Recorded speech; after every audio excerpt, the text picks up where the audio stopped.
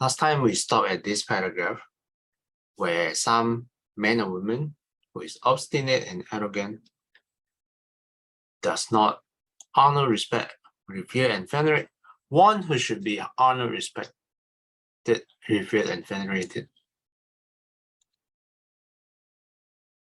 Then, if he is reborn, he will be lowborn. I'll continue with the opposite, number 16. But here, student, some man or woman is not obstinate and arrogant. He pays homage to one who should receive homage, rises up for one whose presence he should rise up, offers a seat to one who deserves a seat, makes way for one for whom he should make way, and honors, respects, reveres, and venerates one who should be honored, respected, revered, and venerated. Because of performing and undertaking such action, he is reborn in a good destination. But if instead he comes back to the human state, then wherever he is reborn, he is highborn. This is the way, student, that leads to high birth. Namely, one is not obstinate and arrogant, and honors, respects, reveres, and venerates one who should be honored, respected, revered, and venerated.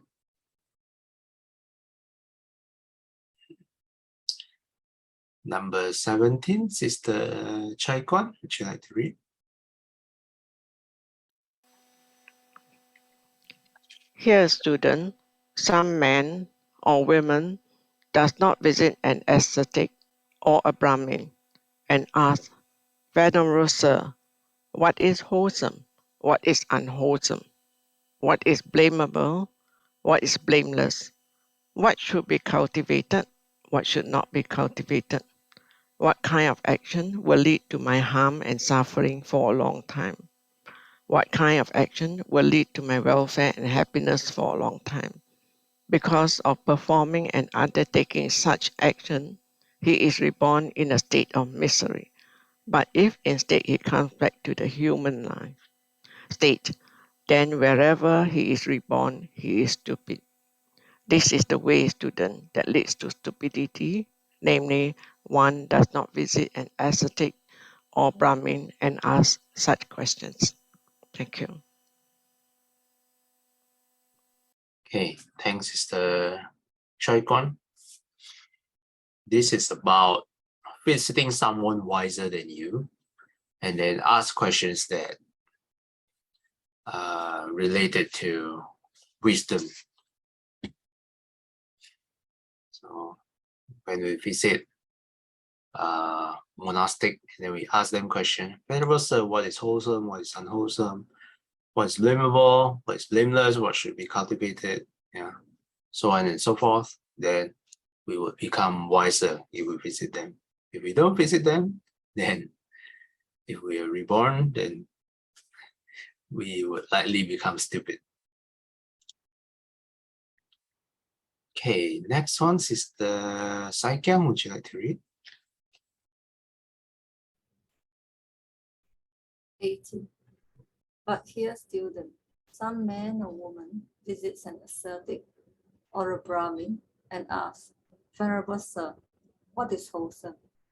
What kind of action will lead to my welfare and happiness for a long time? Because of performing and undertaking such action, he is reborn in a good destination. But if instead he comes back to the human state, then wherever he is reborn, he is wise. This is the way, student, that leads to wisdom. Namely, one visits an ascetic or Brahmin and asks such questions. Okay, thanks, Sister Saikyam. Okay, so this is the last part of this whole how when one connecting karma to its fruits. And then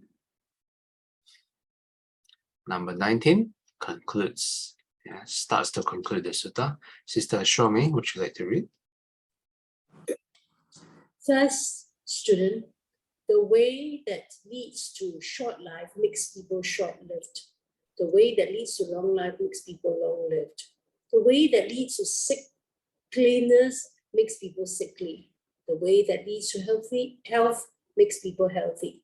The way that leads to ugliness makes people ugly. The way that leads to beauty makes people beautiful.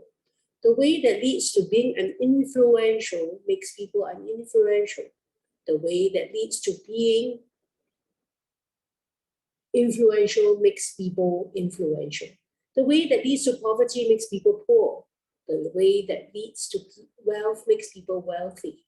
The way that leads to low birth makes people low-born. The way that leads to high birth makes people high-born. The way that leads to stupidity makes people stupid. The way that leads to wisdom makes people wise. Okay, thanks, Sister Shomi. So this paragraph concludes what we have read. Let's take a look. Let's revisit quickly. So if we keep repeatedly kill living beings, then this is what makes people short-lived. The opposite, if we abstain from killing, then we would be long-lived. Blue. If we keep harming people, harming living beings, torturing beings, then it will lead us to become sickly. If we abstain from harming others, then we will be healthy. If we are always angry, if we are always bitter, then it will make us ugly. If we are always friendly, we are always smiling, then it will make us beautiful, make us attractive, pleasant looking.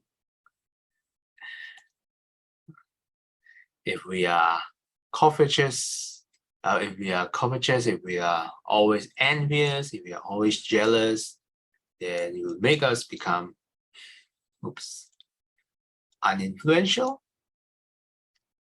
If we are not jealous, then we will become influential. If we are not generous, if we are stingy, it will make us become poor. If we are generous, then it will make us become wealthy.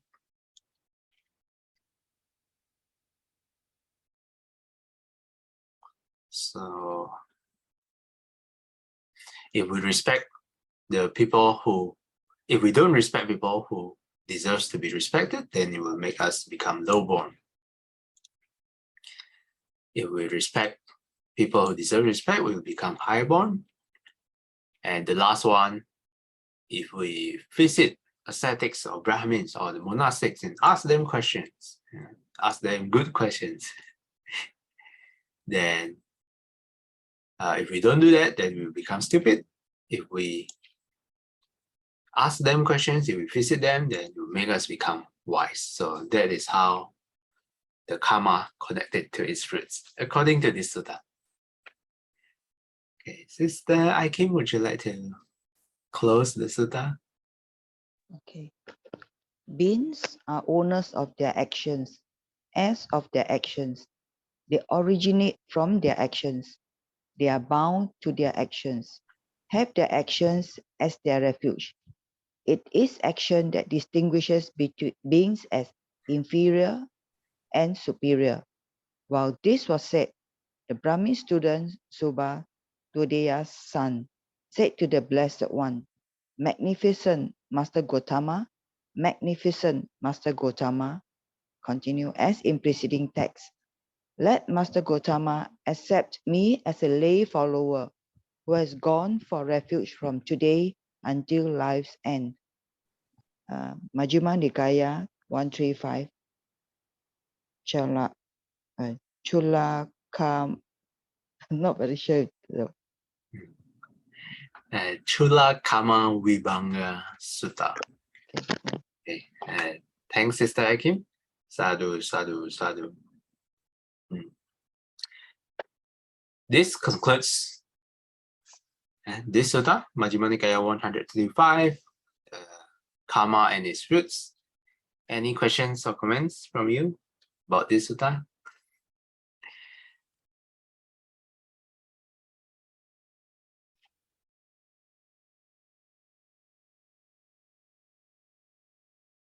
Okay, if not, we can continue to the next sub-chapter about merit,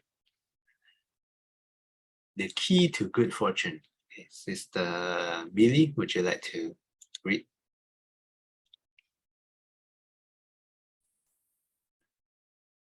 To merit the key to good fortune. 1. Meritorious deeds. Monks, do not fear meritorious deeds. This is an expression denoting happiness.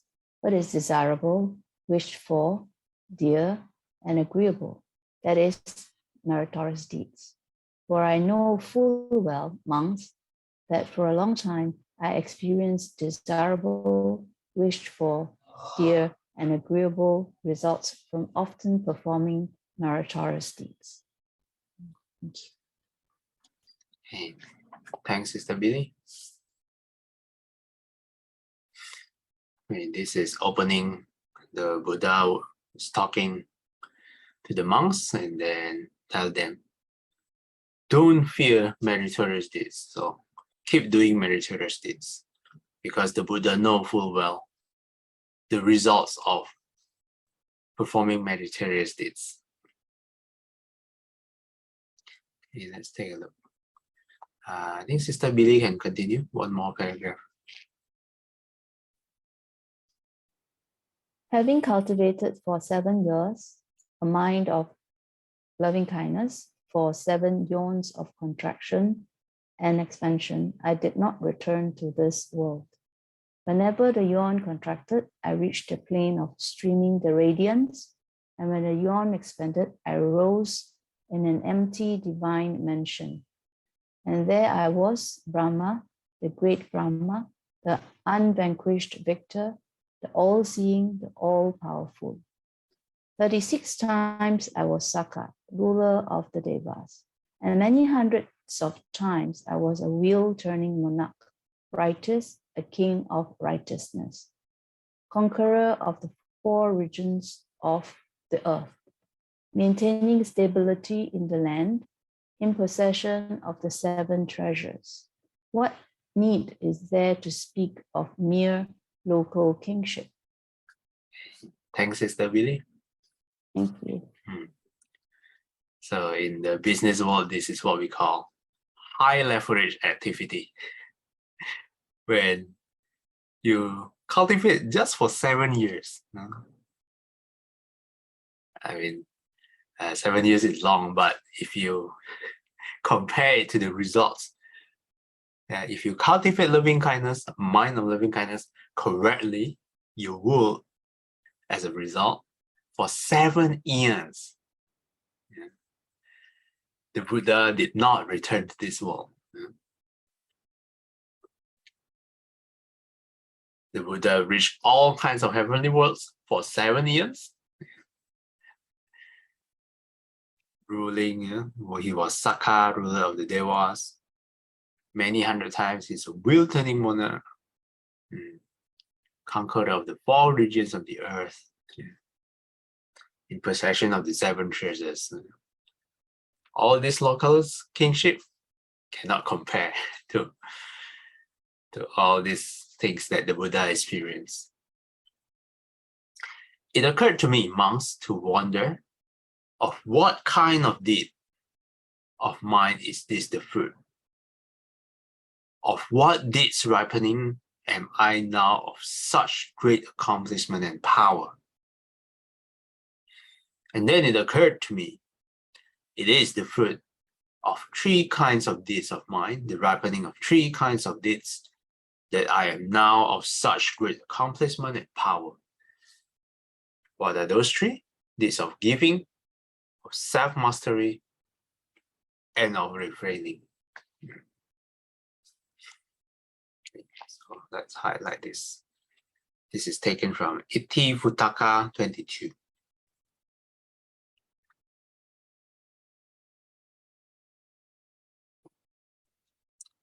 So this is this short shutta about meritorious deeds, about cultivating a mind of loving kindness for 7 years, and the results is immense.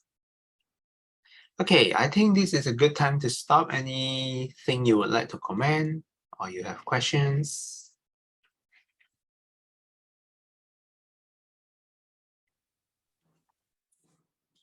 How do you draw the line between doing meritorious deeds for the sake of saying, oh, so I will have a good outcome or good rebirth, whatever, and doing meritorious deeds because we recognize our interdependence with the universe? Okay, so you mean doing something to get the results? Yeah. So I want to continue to be rich in my next life. So I do a lot of meritorious deeds. I do a lot of wholesome deeds. All the right things that make sure that I will never be in poverty. Yes. Versus, I practice dana. So because I interact with fellow sentient beings. Because that's the right thing to do. Is it? Yeah. Okay. That's a very good. It's a very fine line. I mean, yes. That's a very good question. Actually, someone asked Shifu this question before. So, Shifu's answer, he divides it into 3 levels. The first level, level 0, not doing any meritorious deeds at all. So this is level 0. Second level, level 1, you do meritorious deeds because you want to receive all the wholesome fruits. That's the second level. The third level, level 2, is doing meritorious deeds just because it's the right thing to do, which is a nobler reason than the second level. But having said that, even if you do meritorious deeds because you want to receive wholesome fruits, it is still better than not doing at all, which is level 0. Yeah. So thank you. yeah. So if you do it because you want to receive the wholesome results, yeah, just do it. If you can do it just because it's the right thing to do, of course, go ahead. Yeah. But it is still better than not doing any meritorious deeds at all. It's a very good question. Thanks, Sister Shaw. Anyone else would like to add on?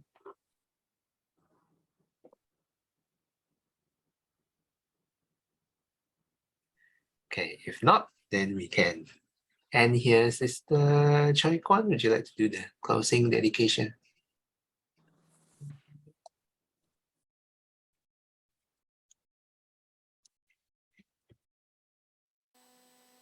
回想，愿消三障除烦恼，愿得智慧真明了，不愿罪障悉消除，世世常行菩萨道。阿弥陀佛。Thanks, Sister Choi Kwan. Till we meet again, may we be guided by the Buddha, Dhamma, and the Sangha. Sadhu, sadhu, sadhu. Have a loving kindness Wednesday ahead. Thanks, everyone, and see you guys next time.